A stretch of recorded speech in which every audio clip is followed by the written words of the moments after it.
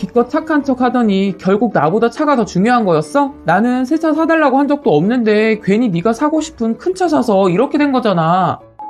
안녕하세요. 황녀의 싸다고 토크 시간입니다. 네, 오늘의 사연은요. 새 차를 뽑고 사고가 난 후 아내의 반응 때문에 당황한 어느 남편분의 사연입니다. 사연 읽기 전에 구독과 좋아요 부탁드릴게요. 일단 저는 결혼 4년 차에 접어든 남편이고 이번에 아내가 첫 애를 임신해서 2월에 출산을 앞두고 있습니다. 저희 아버지는 나이 들어 늦게 사업을 시작하시고 저는 아버지 밑에서 5년째 일을 하면서 회사를 키워나가는 중입니다. 실제로 그렇게 돈을 많이 벌지는 않지만 회사가 빠르게 성장해서 이젠 주변에서 금수저 소리도 종종 듣곤 합니다. 저는 영업을 다니기 때문에 회사 명의로 된 연비 좋은 작은 차를 몰고 출퇴근을 합니다. 아내는 제가 장학금 받은 걸로 샀던 제 첫 차인 고물 같은 경차를 가지고 출퇴근을 하고 있었죠. 그러다 이번에 임신이라는 엄청난 축복이 내려오자 며느리를 아끼는 아버지가 경차를 몰고 다니기엔 너무 위험하다는 판단 아래 큰 차를 선물해 주시기로 하였습니다. 그래서 주말에는 저희 부부가 함께 쓰고 평소에는 아내가 몰고 다닐 중대형 차를 뽑아주셨습니다. 인기 있는 차여서 그런지 받는데 4개월 정도 걸렸습니다. 저도 처음 좋은 차를 몰아보게 될 마음에 굉장히 기다림이 즐겁게 느껴졌습니다. 그리고 그 차를 몰면서 좋아할 아내의 모습도 상상이 되어 더 즐거웠고요.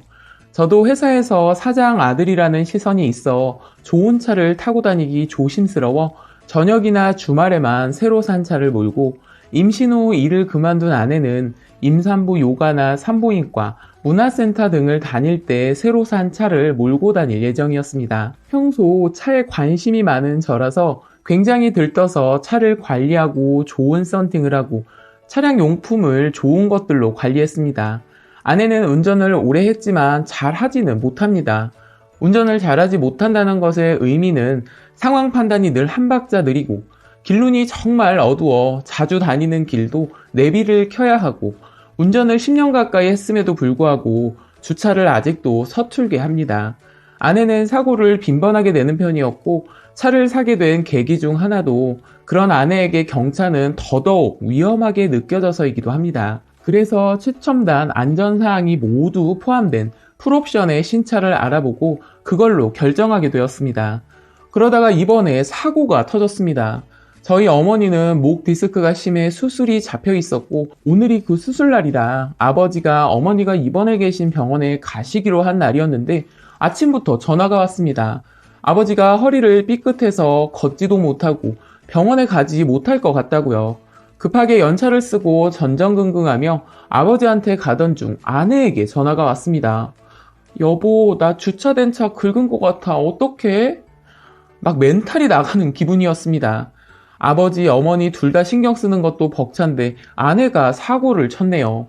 그래도 아내가 마음 상할까봐 조심스럽게 괜찮아? 라고 물었습니다. 괜찮답니다. 사진을 보내달라고 했습니다. 긁은 차는 심지어 외제차입니다. 범퍼를 일자로 긁었는데 경차만 몰던 아내가 큰 차에 적응을 못해 차를 빼다가 문으로 상대방 범퍼를 쭉 그었더군요. 아내가 당황을 한 것 같아 제가 대신 전화번호를 전달받아 차주에게 전화를 했습니다. 상대 차주는 신사더군요. 자기가 일하는 중이라 저녁에 연락을 주기로 했습니다. 임신한 아내가 놀랐을까 마음이 쓰였습니다. 엄마도 아빠도 아내도 오늘 왜 이렇게 나를 못 살게구나 생각이 들기도 하면서요. 허리를 삐끗해 침대에서 나오지 못하는 아버지께 초밥을 포장해서 식사하는 걸 도와드리고 화장실 가는 걸 도와드린 후 다시 집으로 왔습니다. 주차장에 아내가 긁은 저희의 새 차가 보였습니다. 문 쪽을 정말 시원하게 긁었더군요. 뽑은 지 3주도 안 된 차인데 아내가 운전 못하는 건 알고 있었지만 이렇게 바로 새 차를 다치게 하니까 정말 아내가 원망스럽더군요. 그래도 아내에게 기분 나쁜 걸 티내면 나보다 차가 더 중요해? 이렇게 나올 게 뻔하기 때문에 최대한 기분 나쁜 것을 감추기 위해 집에 들어가는 엘리베이터에서 수없이 마인드 컨트롤을 했습니다. 아내는 놀란 든지 대낮인데도 침대에 누워 있었습니다. 제 눈치를 엄청 보며 나 좀 위로해줘 이런 표정으로 저를 봅니다. 정말 영혼을 담아 최선을 다해 괜찮은 척 했습니다. 저도 아내와 아이가 괜찮으니 괜찮다라는 식으로 얘기를 계속했습니다. 그렇지만 제 표정이 아무리 감춰도 좋지 않았기 때문에 아내가 끝없이 제 눈치를 보고 있더군요. 저는 극단적으로 괜찮은 척을 해야 했습니다. 아내가 네가 조금만 안 괜찮은 티를 내면 내가 삐져버릴 거야 라는 태도로 나오고 있었거든요. 왜 사고는 네가 냈는데 수습도 내가 하고 조심도 내가 해야 하는 건가 의문스러워지기 시작합니다. 저녁에 아버지 식사를 챙겨드려야 해서 함께 새로 산 차를 몰고 나왔습니다.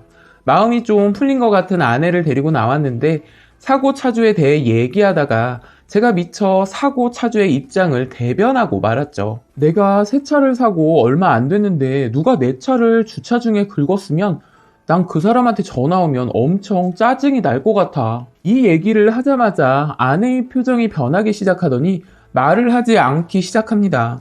자기가 서운하다 이거죠. 저희 부모님 집 앞에 도착해 차를 세웠습니다. 아내는 역시 제가 예상한 말들을 쏟아냅니다. 기껏 착한 척 하더니 결국 나보다 차가 더 중요한 거였어? 나는 새 차 사달라고 한 적도 없는데 괜히 네가 사고 싶은 큰 차 사서 이렇게 된 거잖아. 내가 이미 마음 상해 있는데 위로해주는 게 그렇게 어려워?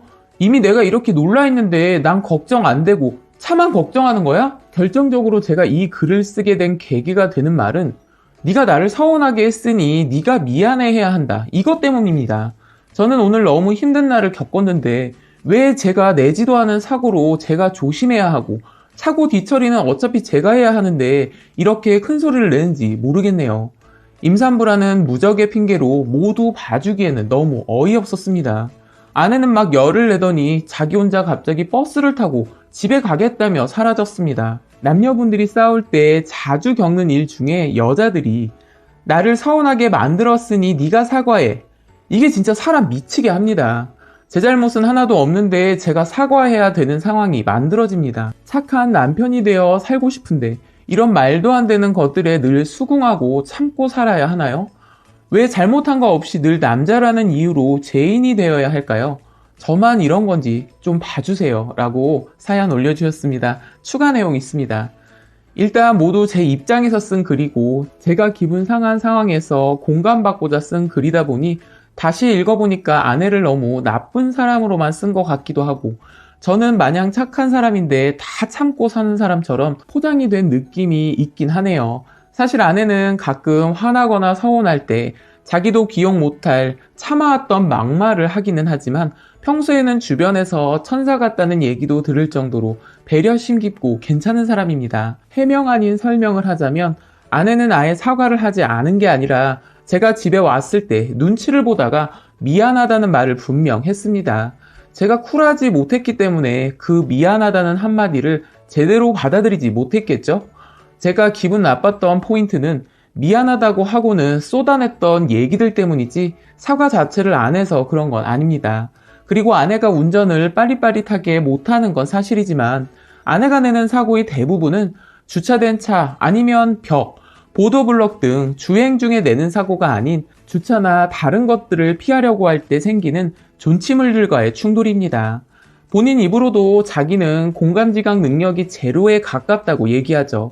아내는 자기가 운전을 못한다는 사실을 충분히 인지하고 있고 오히려 안전을 최우선으로 극도로 조심스럽고 천천히 운전하는 버릇이 있어 다른 차들이 답답해하기는 해도 돌아다니는 흉기 막 그 정도는 아닙니다. 실제로 아내가 주행 중인 차량을 사고 낸 건 한 번밖에 되지 않고 그것도 아내는 가해자가 아닌 피해자로 판정된 사건입니다.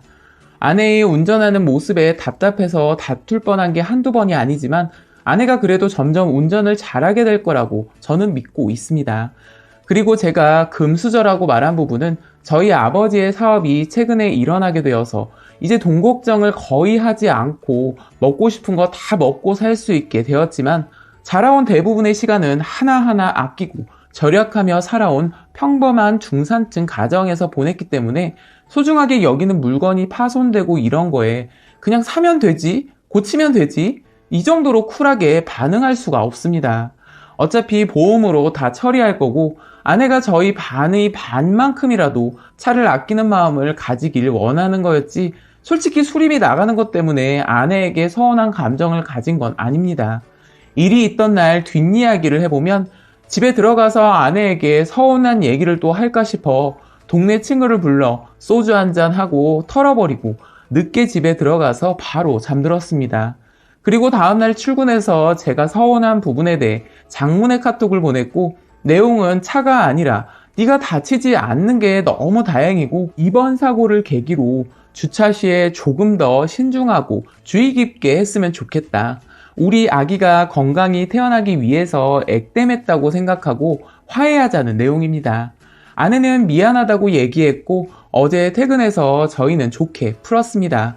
이런 비슷한 일이 또 생기면 제가 또 어떻게 행동을 해야 할지 한번 뒤돌아보게 되네요. 라고 사연 올려주셨습니다. 오늘의 사연 여기까지였고요. 여러분들의 생각이나 느낀 점이 있다면 댓글로 표현해 보시기 바랍니다.